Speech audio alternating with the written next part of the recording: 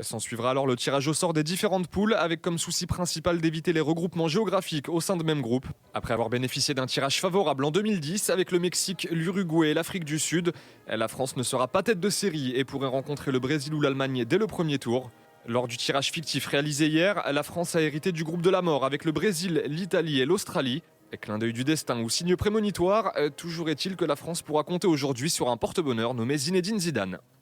Zizou qui participera donc au tirage au sort comme de nombreuses autres personnalités, Fabio Cannavaro entre autres, et tous les sélectionneurs des équipes qualifiées ont été bien sûr invités au Brésil pour suivre le dénouement. Didier Deschamps, le sélectionneur des Bleus, est bien arrivé au Brésil, tout comme Noël Le Graët ou encore le staff des Bleus pour assister à la cérémonie. Et vous le voyez, impatient, on imagine, de connaître les noms des 3 prochains adversaires de son équipe.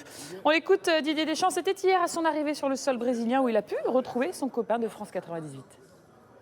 On verra, je ne vais pas espérer, on verra ce qui se passe demain, comme tout le monde, quoi.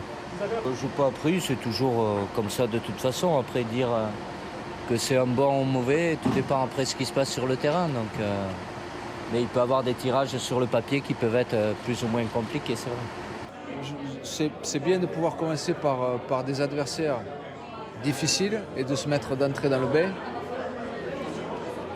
Que d'avoir un adversaire, enfin, entre guillemets, parce que c'est toujours pareil, hein, il n'y a plus de petits adversaires. Entre guillemets, un petit adversaire et souffrir d'entrée.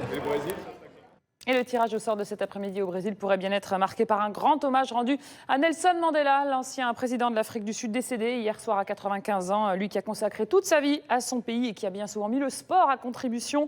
Héros de la Coupe du Monde de rugby en 95, on s'en rappelle. Il était également là pour le mondial de foot en 2010. Et aujourd'hui, ce sont logiquement tous les acteurs du sport qui lui rendent hommage. Elisa Lukavski.